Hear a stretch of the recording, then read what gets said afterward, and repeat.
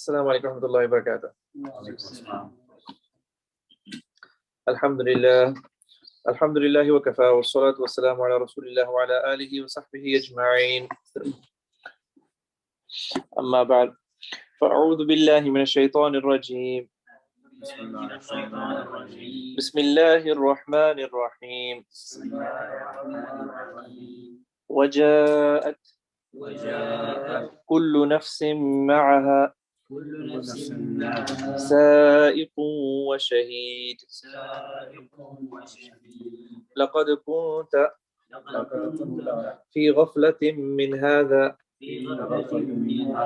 فكشفنا عنك غطاءك فبصرك اليوم حديد. وقال قرينه هذا ما لدي عتيد. ألقيا في جهنم كل كفار عنيد مناع للخير معتد مريب الذي جعل مع الله إلها آخر فألقياه في العذاب الشديد. قال قرينه ربنا ما أطغيته ولكن كان في ضلال بعيد. قال لا تختصموا لدي وقد قدمت إليكم بالوعيد. ما يبدل القول لدي وما أنا بظلام للعبيد. يوم نقول لجهنم هل امتلأت وتقول هل من مزيد. وأزلفت الجنة للمتقين غير بعيد. هذا ما توعدون لكل أواب حفيظ. من خشي الرحمن بالغيب وجاء بقلب منيب. ادخلوها بسلام ذلك يوم الخلود. لهم ما يشاءون فيها ولدينا مزيد. صدق الله العظيم. Alhamdulillah, all praise is due to Allah subhanahu wa ta'ala, the most gracious, the most merciful. We thank Allah subhanahu wa ta'ala for giving us the divine guidance and tawfiq to be here, and may the noble salutations be upon our noble Prophet sallallahu alaihi wasallam. Alhamdulillah, today we'll be covering from ayah 21 to ayah 35 inshallah. And then there's one more next dars we will finish the surah inshallah. These are Makki surahs. These are surah from Surah Qaf. These are called the Mufassal surahs. They're the ones who are recited it's sunnah to recite them in the prayer. Certain ones are recited, the lengthier ones are recited in Fajr, and some of them are recited in the other prayers. And in these Makki surahs, there's a lot of reminder of the creation of Allah subhanahu wa ta'ala. There's a lot of mention of Jannah and Jahannam, and it brings you get like a visible picture of what the Day of Judgment looks like. So there's a lot of guidance here, because once you have certainty in the Akhirah, all your Islam becomes easy for you. The reason our Islam feels difficult is because our yaqeen keeps dropping. Our yaqeen keeps going lower. So that's why you're not able to act. You don't have any fuel in you to act. So these verses really, if you read them and understand them, and may Allah SWT give us that understanding of it. If you internalize them, it helps you to act right. So the first verse, Just going to the previous verses. Yusuf, no, don't say, just listen to me now, okay? Stop that. Put it in your pocket. We'll do tasbih after, inshallah. The first verse, the previous verses, it spoke about the previous nations. It also spoke about the creation of Allah subhanahu wa ta'ala. It spoke about how when you have these sakaratul maut, right, when you have the pangs of death, right, when your eye shuts here, your eye of the hereafter opens right away. These are things that were mentioned last time. And we ended at وَنُفِخَ فِي الصُّورِ, the trumpet will be blown. ذَلِكَ يَوْمُ الْوَعِيدِ. One thing we learned with that word, Yawmul, I'm just going to the previous verse where we ended last time. Yawmul Wa'id is that the day of judgment has different names. And by those different names, we learn a description of their judgment. Yawmul Wa'id means the day of threat. So all your life, you're living with the threat. What's the threat? The day of judgment. So just subhanAllah, sometimes just think of the words the Quran chooses, just one word, Murad. How many words? Just one. And sometimes it's just sufficient just to wake you up, take you out of your ghafla. Like when I was just reflecting on just the word wa'id, right? Yawmul wa'id, the day of threat. Like see if you and I, we get a threat letter. Someone tells you have a due date or you'd be pleased we'll see you at court, right? How we feel about that. Oh, the date's coming. Someone wrote a letter and said we have to show up on this date. So day of judgment is called the day of threat. And this threat is not just like from any person. Who is this threat from? Rabbul Alameen, Ar-Rahman. So if you just, I mean, like put the whole Quran aside, just think of that one word, wa'id. To me, that's just like, that should be to all of us. That's all right? Yawmul Wa'id. If you just look at the day, the way, the other name of the judgment day is Yawmul Deen. What is it? Yawmul Deen or Maliki Yawmul Deen. Yawmul Deen means day of recompense, the day of payments. Like whatever you're due, whatever is owed to you, whatever to get, the payments day. So if you look at that, right, it gives you a little feel of that. Another day of judgment is Yawmut Taghabun. Taghabun. That's very interesting. I was thinking about that as well. Taghabun means when you've been like cheated, like you made a bad deal. Have you ever met someone, or have you ever made a bad deal before? Or have you ever lost money before? You know how it feels when you've lost money. You feel like ghaban. Ghaban means you've been cheated. Like somebody scammed you. You know how you talk to your friends after that? That face, that facial expression, like he cheated me. He said he was going to give me that thing, and he charged me extra, and then you feel like cheated. You feel like the whole world is shut down. You just lost some money. So the day of judgment is called Yawmut Taghabun. It's the day that because you've been cheated, because you got tricked. Understand? The Hidayah, the Quran is a guidance. It guides you. We constantly need it. We constantly need this guidance in order for us not to be cheated, or else the dunya, the nafs, the shaitan is good. We're gonna get cheated out. نفسك. Read your own book. كفى بنفسك اليوم عليك حسيب. Your own accounts will be written right there. So Allah subhanahu wa ta'ala give us something. So this is one of the names, Yawmul Wa'id. Then the next verse, the first verse that we're starting with, وَجَاءَتْ كُلُّ نَفْسٍ. So today's one of the things, the first ayah, they're going to tell us about how when you're going to the day of judgment, it's going to walk you through what is it going to feel like when you're showing up on the day of judgment. وَجَاءَتْ كُلُّ نَفْسٍ. Every soul will come. مَعَهَا السَّائِقُ وَالشَّهِيدُ. You're going to have two angels. One is the angel who's driving you, and one angel who's a witness. So the question arises, which are the witness? They're the ones who've been writing things down. Could be these ones. Allah knows best. Also, sa'iq, one driving you, meaning keep moving forward, taking you to the right track, to get to the ground where you need to be, to present yourself.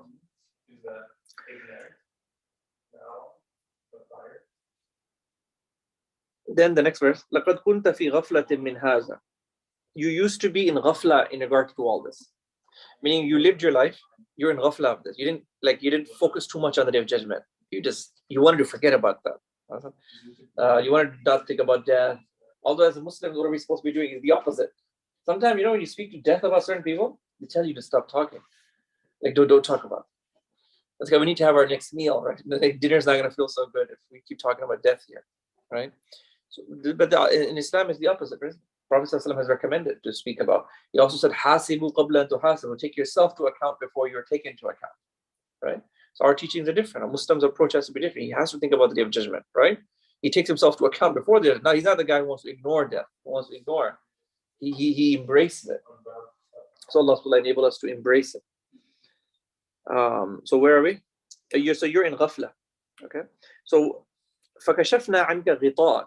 So your covering is unveiled today. Today you're going to see. So the reason in the world people mock religion, right? How much is religion being mocked? Almost every comedy you can watch, right? They want to throw in a joke about religion and God and just say something funny. And we constantly keep consuming that. Someone just says something negative about religion and keep consuming it. Like, is that going to affect us? It's affecting us.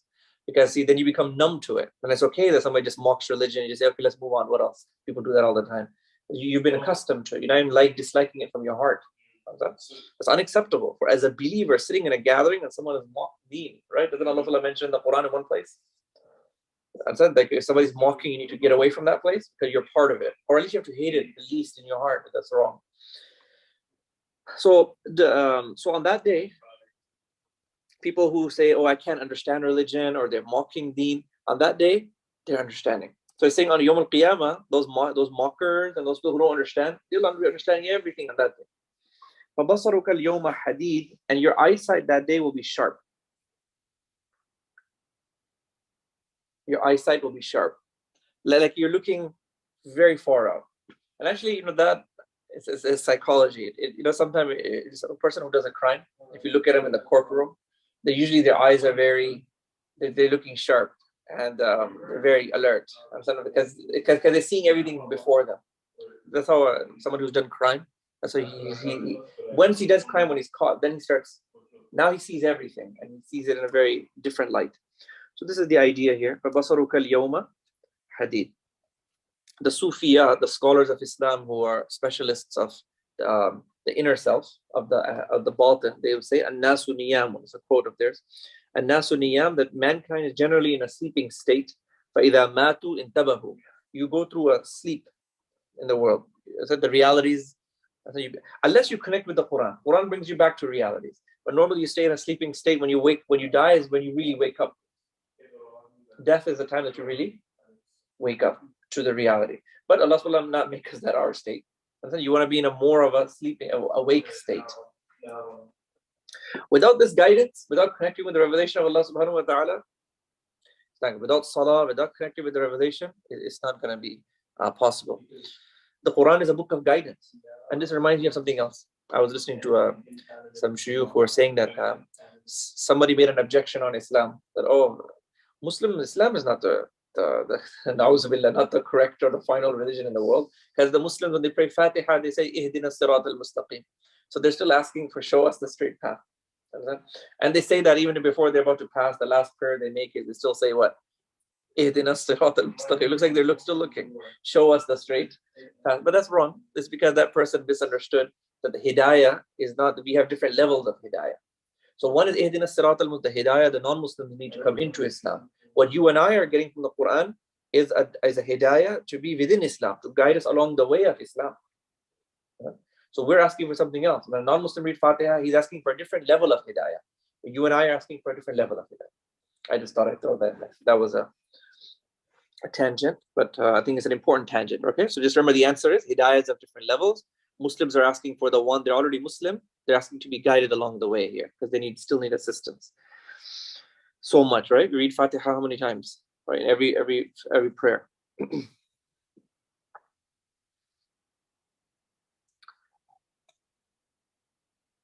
So that day you will see. فَبَصَرُكَ الْيَوْمَ حَدِيدٌ. You'll see very, very clearly. These things will all be like a dream to you. You know when you wake up from a dream, right? You're all frightened, right? You're all frightened, scared. Oh, somebody broke my house down. It could be any kind of dream. You take it so real in the dream. Then you wake up, you go, oh, no, that's just a dream. You just throw it. Like that, the life of the dunya. When you show up on the hereafter, all this career and this big palace, this homes that we are trying to achieve, right? All this thing, dream. That was nothing. The reality is something different. So these are things that are very clear. Allah subhanahu wa ta'ala has mentioned it to us. Allah subhanahu wa ta'ala enable us to internalize. Where am I? Well, okay, the next verse. وَقَالَ قَرِينُهُ, and his qareen will say, his close companion will say. This Surah Qaf has the word qareen a couple of times. You have two qareens, two close people by your side. You have a shaitan who keeps whispering to you. about the wrong things. And an angel keeps doing ilham to you of good things. The shaitan could also be called waswas, he's whispering to you. And the other one is the mulhim, it gives you ilham, positive word for good thought. I think we were talking about that last week, the positive word, that's a mulhim. Waswas is negative. So Allah SWT here in the surah it mentions qareen. This first qareen that's being mentioned, this is the most likely this is the positive one. The other qareen that we mention after will be the shaitan. Okay, so the first qareen, his qareen will say, Haza ma ladayya, this is what I have with me, atid, it's prepared. Meaning that you're being driven to your reckoning, and the angel, he's right with you with your whole file with him. And he's like, what I have with me, atid. Atid means I'm ready. Your lawyer, not to give a test, like to show your records. Allah SWT already knows our amal, but this is just his nizam, that he also has everything recorded. Then Al-Qiyah, what's the next ayah? Al-Qiyah fi Jahannam. Yeah. Oh, one question before I move on to that verse. When it says qareen, a question one time Rasulullah was asked, okay, every man has qareen, has a good qareen and a bad qareen. Do you also have a bad qareen, O Rasulullah? And the Prophet said, yes, but I put pressure on him and he's become a good qareen, meaning that he's not able to influence me. Also, the Anbiya are ma'soom, they're sinless. Allah does protect. They're the ultimate role models. So, Al-Qiyah fi Jahannam, ayah 24. You both throw them in Jahannam. The two angels, the one who's driving you and the one who's the witness, you two throw in Jahannam kulla kaffar, every kafir who did so much kufr, throw them in Jahannam. These verses that we're about to read are about Jahannamis, kuffar, right? Allahumma hafazna min. Now, can we fit these verses on Muslims? But not really. I mean, they are kafir verses. We shouldn't put them on believers. They're not our description. However, we can take lesson from them. Like when the kuffar, their bad qualities I mentioned, these bad qualities do exist within us on a smaller scale. When you take these bad qualities on a higher scale, right? That's the kuffar. So when you read the kafir verses, don't try to fit them on Muslims, and don't read. But you can take inspiration from them. There's someone who's being a bad Muslim, right? Who's on the path of sinful life, then he is observing these types of qualities. So we can still learn from them. Okay. So now we're gonna take here. Now the Quran is gonna give us some kuffar, their habits. So what are me and you gonna do? We're gonna take lesson from them and shun them. Then we get Allah subhanahu wa ta'ala is gonna give us muttaqeen, the pious people, their qualities, right? So we're gonna adopt those qualities. And these qualities which are of the kuffar, we're gonna stay away from these qualities. So what are these qualities? Okay, throw in Jahannam kulla kaffar. They do so much kufr. One of the means of kufr is also being ungrateful. When you don't submit to your creator, you're ungrateful to the creator. When you object to the creator, you're ungrateful to the creator. Also, anid. Anid means opinionated. Opinionated.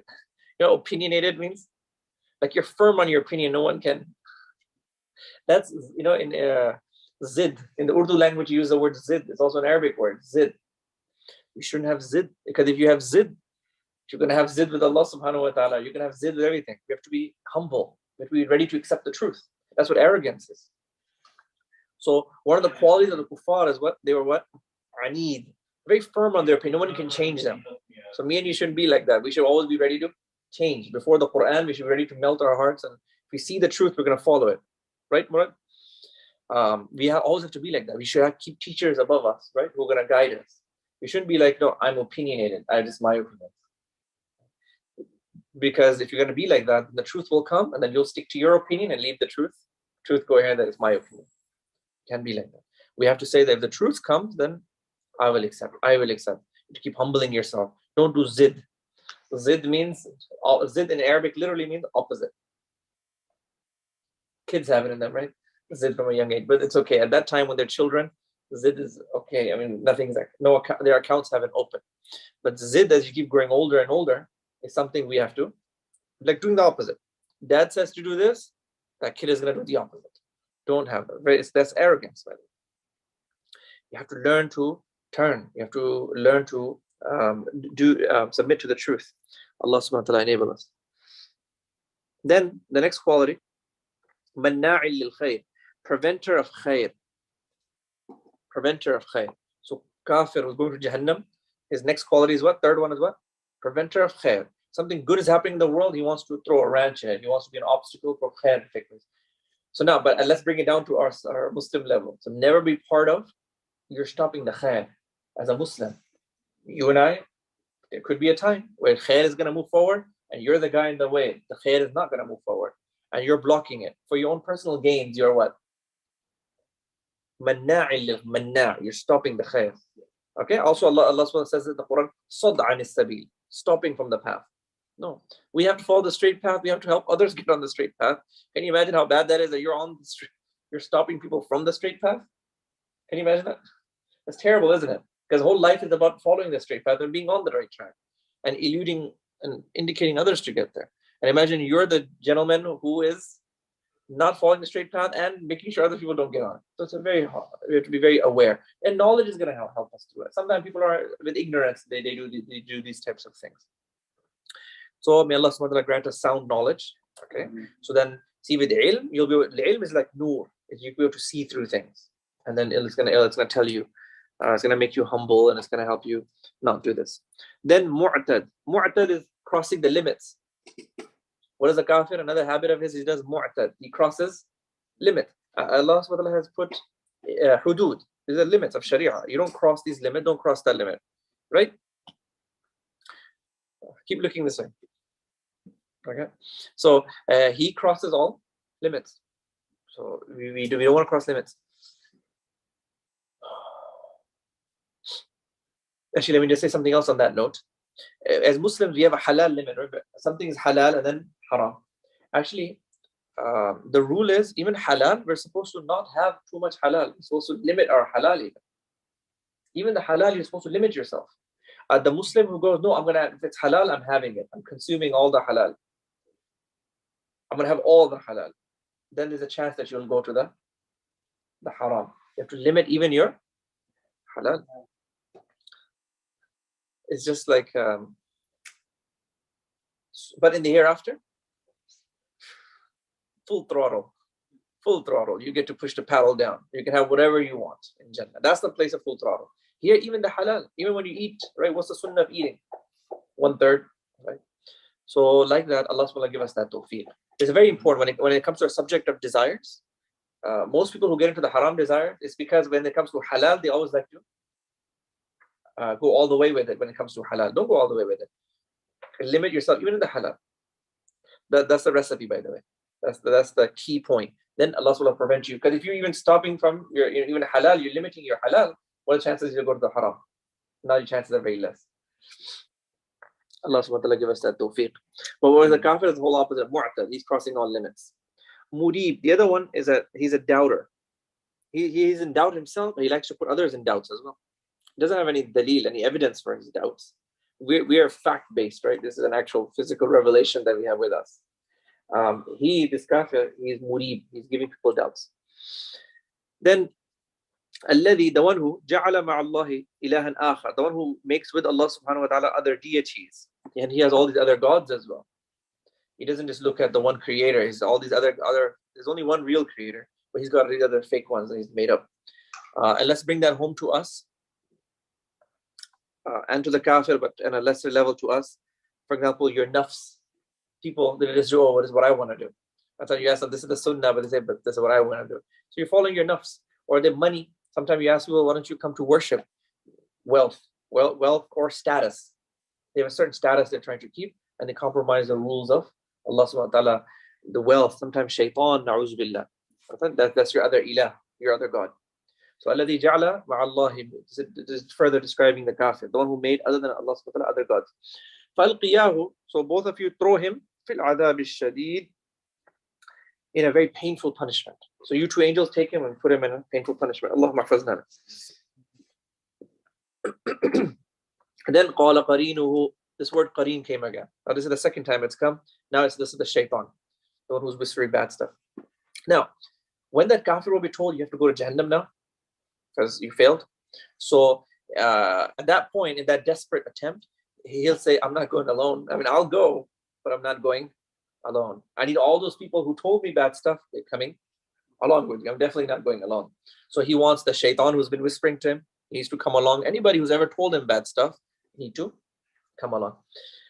So this is a long dialogue. These dialogues between this sinful person who has to go to Jahannam, and him trying to drag other people along. This is mentioned in many places. Pieces are mentioned many places in the Quran. But it's over here. It says قَالَ قَرِينُهُ. So when he says he wants his qareen, that shaitan who keeps whispering, he needs to go to Jahannam too.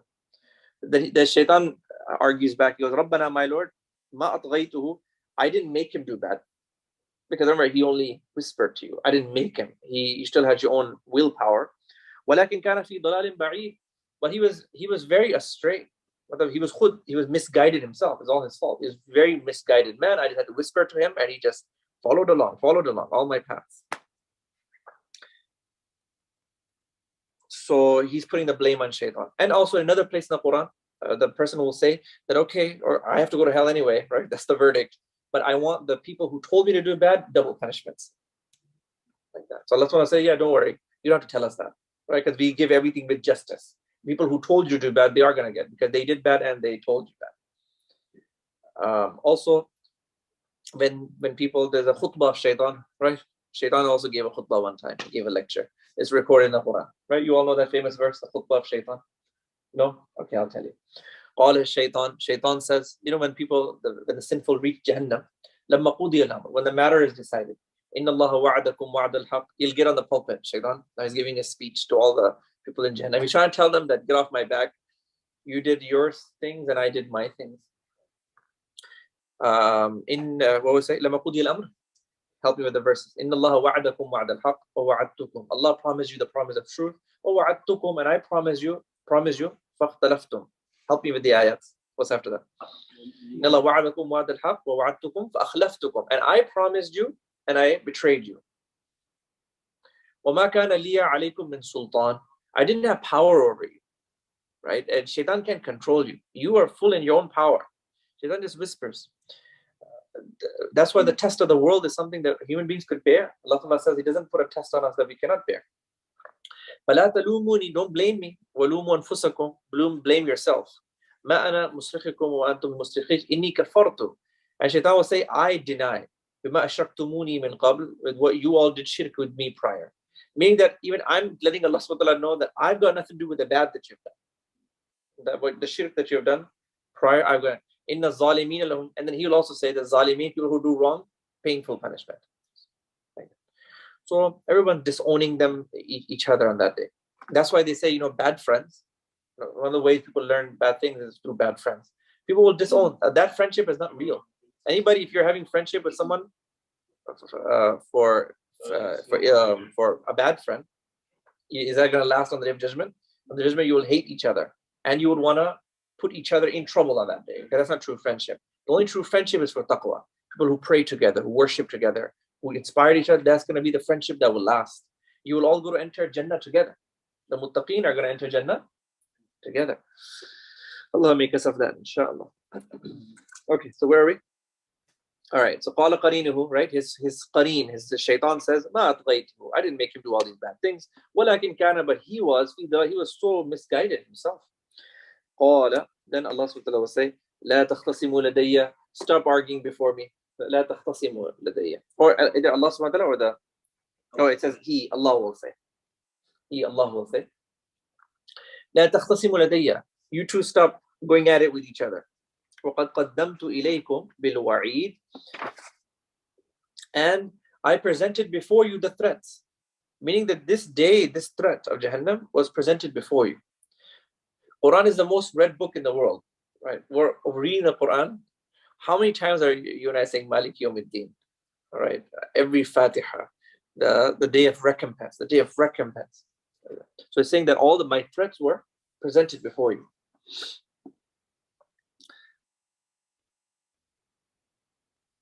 So all my threats were presented. Then the next ayah, Ma yubaddalu al-qawlu ladayya. My statements will not change, meaning that the reason I created the world and the laws that I've placed, Allah Ta'ala says, I'm not about to change that.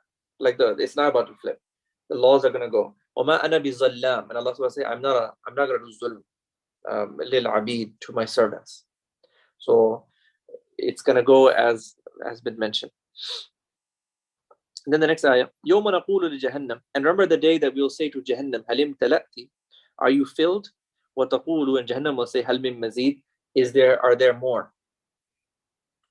Every person, every human who comes to this world has two properties, as I mentioned in hadith. You have a place in Jannah and a place in Jahannam. All your good deeds are making your property in Jannah, is making it more, how do you say, abad? It's making it more habitable. Habitable? Inhabitable. And then your place in Jahannam, your bad a'mal are creating your place in Jahannam. So then what will happen is that once the day of judgment takes place, there'll be a lot of empty properties in paradise. People who could have gone there but went the other place. So then Allah will create a new creation who will take over the other properties. Special creation to reside in those properties. Then in Jahannam will be told that, are you filled? It also has empty. And Allah will place his foot upon Jahannam until Jahannam will say, no, that's it. And that's the way how Jahannam will be filled. So the Jannah, the empty properties, you're going to have a new creation. Jahannam, empty properties, Jahannam will be just told, no, that's it. Just let them be vacant, empty spaces.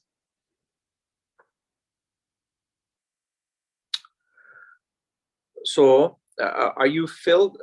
The day will say to Jahannam, are you filled? And it will say, Hal min mazid, are there more? Then, وَأُزْلِفَتِ الْجَنَّةُ لِلْمُتَّقِينَ, and we will bring Jannah close to the muttaqeen, غَيْرَ بَعِيدٍ. It will be brought close. No longer distant. Jannah will be brought close. Now the qualities are starting of the muttaqeen. And our lectures and lesson is going to end with that, okay? The qualities of the muttaqeen. Jannah will be brought close. Haza, next verse. Haza ma tu'adun. This is what you all been promised. Likulli awwab. For every person who's an awwab. These are the qualities we need to have. Awwab is a person who does tawbah all the time. Tawbah all the time. And so in this world, because of nafs and shaitan, you might fall. But prayer, turning back to Allah subhanahu wa ta'ala, Quran, you have to be an awwab. Allah make us of that. Right? Kullu bani Adam khata, all the children of Adam are people who make mistakes. But the best of those who make mistakes are tawwab, who keep turning to Allah subhanahu wa ta'ala. So to constantly keep standing up and keep coming back. We'll do that inshallah. All right, doable. All right. But basically, shaitan wants us to give up. He doesn't want us to have this quality. He wants us to give up. He say, oh, I'm a bad person. He wants you to declare yourself a bad person. We think it's simple, but it's easier said. I mean, like, think about it. Why would you just declare yourself that and stop turning back to Allah subhanahu wa ta'ala? Like, Jahannam, is that easy or something? Allah's threat is that light? No. Only the right attitude. We're servants of Allah subhanahu wa ta'ala. The right attitude of a servant is there's no place from refuge from Allah. La malja wa la manja min Allah illa ilayk. There's no place of refuge from Allah except to Allah. Can you like walk over the edge of the earth and just jump out to space and then the end? There's nowhere you can run, but except to Allah subhanahu wa ta'ala. So as a servant of Allah subhanahu wa ta'ala and within the creation of Allah subhanahu wa ta'ala, our best position is to be a servant of Allah subhanahu wa ta'ala and only being an awwab. Constantly keep turning back to him. And then after that, he's Ghafur Rahim. How often does Allah subhanahu wa ta'ala say he's Ghafur Rahim throughout the Quran? So much. Ghafur, Afuun, Kareem, Rahim. And then he'll take you from there. But you have to keep coming. You have to keep coming, turning back to Allah subhanahu wa ta'ala in a rightful way. Allah give us tawfiq. The next quality, Hafiz, vigilant against sins. Next quality is vigilant against sins. Being vigilant against sins, very important quality. Vigilant against people who do muraqabah. Those of you who have learned how to do muraqabah, they guard their heart. Understand? Vigilant again, and they learn about spiritual. There's sins, there's outward sins Muslims know about, and there's also inward sins. Sometimes it's a Muslim community that's sometimes unaware of the inward sins, right? But there's a learning process, and people who do zikr of Allah subhanahu wa ta'ala. And who do muraqabah, who guard their hearts, they become vigilant with sins. That's very important, and that's the quality mentioned here, Hafiz. Because then Allah will give them tawfiq. Because if you're not educated, if you don't have the ilm al-zahir and ilm al-batin of Islam, what are we going to present in the court of Allah subhanahu wa ta'ala? Oh, I didn't know. So Hafiz, Allah subhanahu wa ta'ala make us Hafiz, vigilant against sins. All right, everyone's got quality number 2. We're going to have that awwab, Tawbah daily, yeah? Tawbah daily. Quality number 2 is Hafiz, vigilant. The way you're going to get that, how are you going to get that, Murad? No, that's quality number 1, do Tawbah. Quality number 2, Hafiz, vigilant against sins, I would say, is Muraqabah, is doing Muraqabah, which we'll do at the end of today's session. When you close your eyes and you remember Allah subhanahu wa ta'ala, and you go through this training, and then you're very vigilant. And then you also learn about the spiritual sins. Okay? Takabbur, hasad, bughz, these types of sins. You have to get rid of them. Yeah. Okay. Next quality, man khashiya ar-Rahman, the one who fears the Ar-Rahman. This is very interesting. Next quality of the muttaqin. The language is very interesting. Man khashiya ar-Rahman, the one who fears Ar-Rahman. See, it should have said Ar-Rahman is one of the names of Allah subhanahu wa ta'ala. It should have said Man khashiya Allah. Not it should have said. Maybe it was, because when you say Allah subhanahu wa ta'ala, Allah is his real name that has all the attributes inside of it. Or it could have said Man khashiya Qahar. One of the names of Allah subhanahu wa ta'ala, like the one who will get you for your mistakes. Jabbar, etc. Any of the other qualities. But it mentions Rahman. So it's showing the third attitude. It's because from these 3 words, men, khashiya, Rahman, you learn the attitude that the muttaqin have, and it's amazing. 3 words, men, khashiya, Rahman, the one who fears the most merciful. It's an amazing part. So from the qualities of Allah, which one is the one? What's the one that has the most mercy in it? Ar-Rahman. Ar-Rahman is the quality with like the one that has the most mercy. Men khashiya Rahman, the one who fears the most merciful. That means that when you fear him, Allah subhanahu wa ta'ala, but you realize that he's most merciful. You see that? You get it or you don't get it? See, if you fear him and you think, oh no, Allah is not going to forgive me, now you're not looking at Allah as Ar-Rahman. That's not the quality being mentioned here. Quality, he feared Ar-Rahman. You see it or you don't see the inner meaning of this? डरना भी है, लेकिन डर किससे लिया? अल्लाह के सारे नामों को ये वाला नाम, कौन सा नाम? Ar-Rahman. डर रहे हैं बहुत रहम करने वाले से. Man khashiya Ar-Rahman. You get it, Murad? Isn't that an interesting point? It could have said Man khashiya Al-Qahhar. It could have said Man khashiya Allah. If he said Allah, it could have had all his attributes. But subhanAllah, it said Man khashiya Ar-Rahman. Allah is teaching us that even when you're in the world, the way to fear him. The way to fear him is think of Ar-Rahman. Subhanallah. In that, there's so much peace. Like you could feel the tranquility coming down just thinking of these 3 words. Man khashiya Ar-Rahman. You fear the डरना भी है, लेकिन डरना किससे है? From all his names, Rahman se डरना है, which is nice. We love to have that as an option. If you have to fear, then you fear the Rahman. It shows the balance. We can do that, inshallah. The same, yeah. Yeah, the most merciful. He taught the Quran. Yeah, it's part of his mercy. Yes, same word. Okay, ready for the next? How many qualities we got? Awwab, Tawbah. What's number 2? Hafiz, vigilant against sins. So people who go through the tazkiyah process, they become Muslims who are vigilant against sin. So that's a very plus point that they have. They're ahead. Allah make us of that. Are we going to run away from the subject of tazkiyah, or are we going to learn it? This should be a deciding factor right there. It's the quality. How are you going to become vigilant against sin? They are the most vigilant against sin. People who study tazkiyah. Okay. What's the third quality? Khashiyar Rahman. They fear and then the most merciful. So that's an attitude. And then they fear, but it's the most merciful.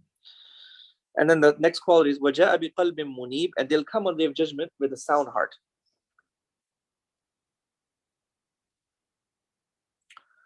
So ultimately on the day of judgment, and it says elsewhere in the Quran, إِلَّا مَنْ أَتَى اللَّهَ, on the day of judgment, Allah subhanahu wa ta'ala is looking for your sound heart. Those who come to Allah subhanahu wa ta'ala with the qalbin salim.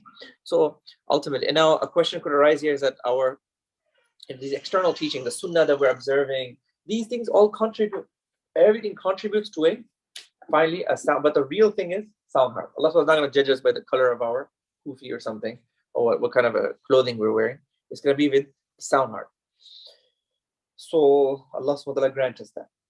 But so all the teachings of it, sometimes this is where Muslims get it wrong sometimes. When they read these types of ayat of sound heart, they just start to think that, oh, I have a clean heart. Like I had a woman who told me one time, I think her daughters didn't used to wear hijab. And they saw us like, oh, we're religious people, we observe all the rules. So the mother was trying to justify it to me. So just like, my daughters don't wear hijab, but they have a sound heart. They have a very good heart. They're good people.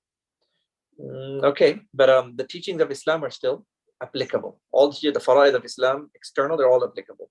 And they all contribute to that sound heart. It's all going to come together. All the teachings of Islam are going to impact one another. It's going to come together. So we need this kind of sound heart. Allah grant us that. A heart that doesn't have any kufr, takabbur, ujub. May Allah give us that. Next one after that, udkhuluha bisalam. So you have these qualities, such people, udkhuluha bisalam. Go, you all enter now Jannah peacefully. And it says udkhuluha. Here's the indication within udkhuluha, you enter with your friends. So you and other people who are passing are gonna, may Allah make us of that. Your true friends who helped you, who inspired you to get close to Allah subhanahu wa ta'ala, these are the people you're gonna enter with. The other bad friends, you would want to be, it's one place it says in the Quran, the person who did bad, that you would wish that in the world there was a distance of the heavens and the earth between you and that person. Anybody who taught you something wrong or inspired you something wrong, you wish you had how much distance between you and him? Heavens and the earth. You would wish that I had that much distance. I didn't even know this person existed. But with the people of Jannah, you will enter with peace. Because just like the Jahannamis, people who go to Jahannam is the opposite. You enter Jahannam harshly. You're like, basically they say, Al-Qiya fi Jahannam, throw them in Jahannam. But here it says, enter it kind of nicely. Also, when you get to Jannah, Allah says in the Quran, يُدْخِلُهُمُ الْجَنَّةَ عَرَّفَهَا لَهُم. When you get to Jannah, you'll know your place. You'll go into Jannah.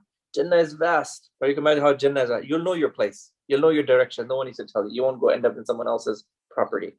You'll go straight to your own place. Allah subhanahu wa ta'ala take us there with peace and without accounts. You all want to go with accounts or without accounts? Without accounts. Inshallah. Without accounts. Allah make us of that, inshallah. Then ذَلِكَ يَوْمُ الْخُلُودِ. This is very interesting. That is the day of eternity. That when you're entering Jannah, this is the day of eternity. You know, sometimes you think of the things about the world, everything is temporary nature here. Everything. Even when you're having a very exciting day, it's going to end. Even if it's like Eid day, you're very excited, but isn't it going to end? But just by the fact that it's going to end, it takes away from your pleasure. The fact that it's going to end. But so when you enter Jannah, that you're told ذَلِكَ يَوْمُ الْخُلُودِ. It's a day of eternity.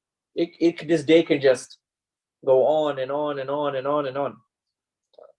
Then the last verse for today's verse, لَهُمْ مَا يَشَاءُونَ. They will have therein whatever they desire. Right? Jannah is a place where you'll have whatever you desire. In this world, as I told you, what's the rule of desires? Even the halal, we have to limit. Even the halal. Don't take the full maximum. You limit that. Well, over there, full throttle. You'll have whatever you want. وَلَدَيْنَا مَزِيدٌ. And with us is more. You'll have whatever you want. Allah says, we'll give you whatever you want, plus we have more for you beyond that. And what are those things? From ahadith we know, Allah subhanahu wa ta'ala will tell the person that I'm always going to be pleased with you. That's not because a human being in this world, you know, we live with that throughout our lifetime. I don't know if Allah subhanahu wa ta'ala is pleased with us. You live with that throughout your life. Or whether you'll have that, I am pleased with you. And number two, seeing Allah subhanahu wa ta'ala. Allah subhanahu I'll give you something beyond all this, is to see Him. So these were the verses. And inshallah, next week we'll do all the rest of the verses. May Allah subhanahu wa ta'ala give us tawfiq to amal. May Allah grant us yaqeen. Wa akhir da'wana alhamdulillah rabbil alameen. Subhanallah wa bihamdihi subhanallah al-azim.